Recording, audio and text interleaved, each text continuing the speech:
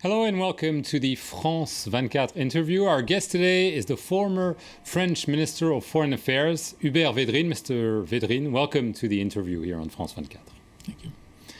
We're going to begin with the crisis in the Central African Republic. France has intervened several months ago. However, there's a lot of violence. Some are talking about ethnic cleansing in this part of the world, about a possible partition.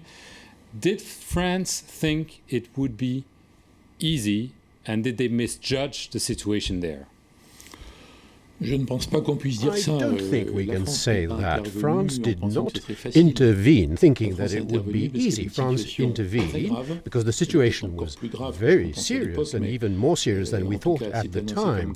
And it was announced as serious with the risks of massacres, and nobody was available. And the people in charge in the African countries, the African Union, the permanent members of the Security Council agreed that a French intervention should take place under Chapter 7. And France was the only country available that had the military capability, the political making decision to intervene. So France intervened for that reason. It did not intervene because it was easy.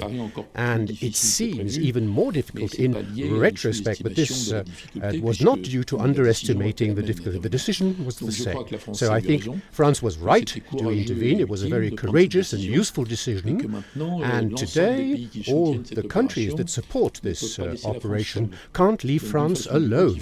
And we must start thinking, after France's intervention, which will last some time, a few more months, we have to find a way for this country to be rebuilt, and that it should be handled by the African Union, the international community, the UN, which France was on. But France must not be alone in the front line. So I think we must think of the best way out. Before we get there, though, France initially sent 1,600 troops on the ground. It just announced that it would send more troops. This seems to be an admission that clearly the French did not think they needed more troops and that it was a mistake. Well, I suppose we could say that those who sent nobody, no soldiers who vaguely announced that they would send troops, were even more wrong. It wasn't based on an underestimation of the situation. We couldn't estimate in advance the needs in a very complex crisis.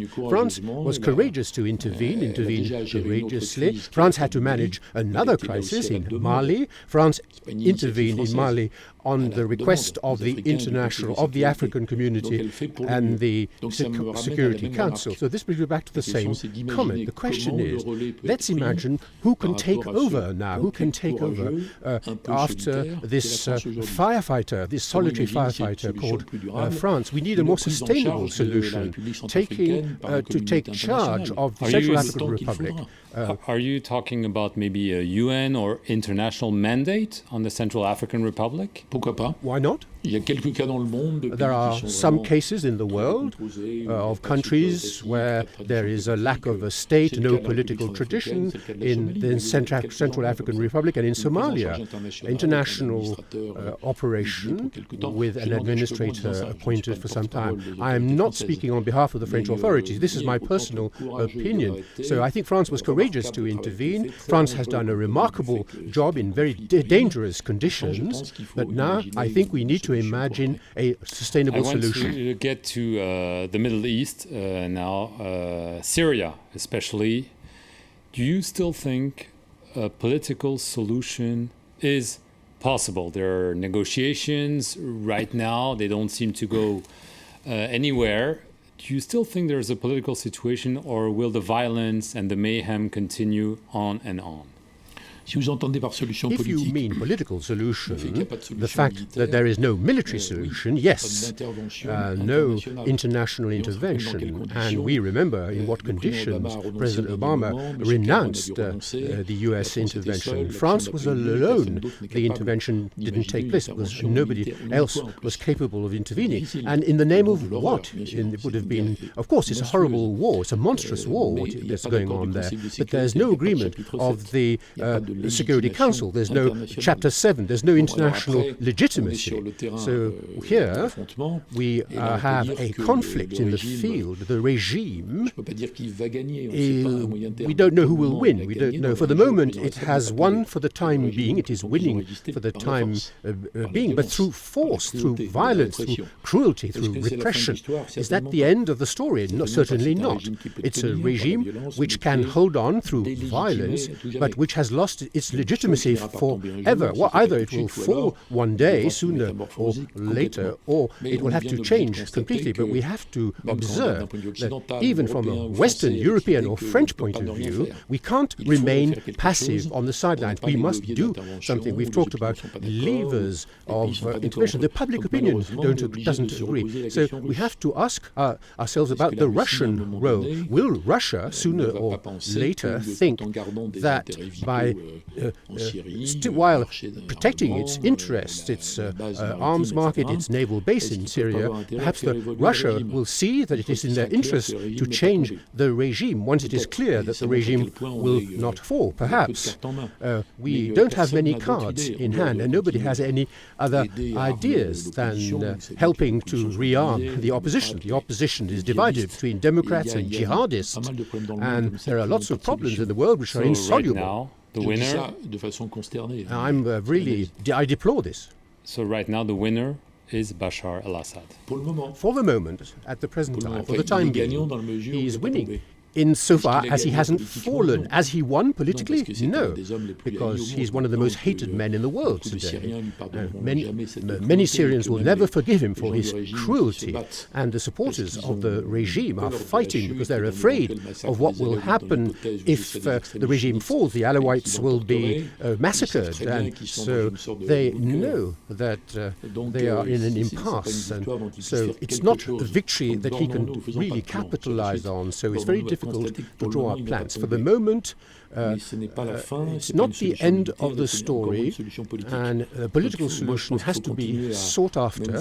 We must continue, even though we don't like it. I think the Western powers must continue to work with the Russians, even though it's difficult. I want to get to another set of negotiations with Iran on the nuclear file. There's been a preliminary agreement. Now there are going to be discussions for a final agreement. Are you more optimistic on Iran than you are on Syria? It will depend on the balance of power between those who want the process to be successful, a promising process, a very important process, the first normalization process of Iran since the Islamic Revolution in 1979, which would allow Iran to be reintegrated on the international scale, and then Iran will take off very fast and become an emerging country. And people who support this are President Rouhani, supported until now by Guide Khamenei, and Obama, who doesn't want to be strapped in another war, in another conflict in Iran, and Kelly also. But there are hostile forces in Iran. The regime, some supporters of the regime are afraid that normalization will lead to a loss of power in the United States. There are some Republicans who don't want Obama to succeed, so they're harassing him. They want to change and to introduce more sanctions and so on. They want to increase more sanctions. The Republican Obama has to say he will veto Republican attempts to add more sanctions against Iran. And the Israelis are also very worried. And so it depends on the balance of power between the two. It depends if the regime plays ball. We'll see. So we have to be vigilant with regard to the Iranians, who may become good partners. We have to be vigilant about all the groups that may try to sabotage this process. So it could work. Last issue today. Tunisia adopted a constitution after a month of negotiation. Some see it as a sign of hope in one of the countries of the so-called Arab Spring, where things are not really going well, be it in Egypt or in Libya. Do you see this as a ray of light in Tunisia, or are you more skeptical? No, it's a very good sign, and you are right to say the so-called Arab Spring, because it was a very naive term. Democratization is inevitably a long, chaotic process, and you have to distinguish each country. You can't generalize. In many countries, nothing has happened. There are some countries where it turned into civil war, and in a few countries, some countries are moving forward. Morocco, Tunisia are moving forward. Tunisia has just adopted a constitution, which the Islamists have accepted as well. But they are tacticians at the same time. This constitution is remarkable compared with other Arab countries, notably regarding the freedom of conscience. Is it the end of the story? No, there will be other elections. The Islamists may come back to power. Electors may be disappointed. So democratization is a long process. It doesn't happen overnight. So overall, it was premature to talk about a spring. It was also premature to talk about an Islamist winter. In some countries, like Tunisia, they are perhaps setting an example, and this will have a driving force. I hope I'm not being over-optimistic. Thank you, Mr. Hubert-Védrine, for coming on the France 24 set and share your thoughts on the crisis of the world. Thank you for watching this edition of the interview here on France 24.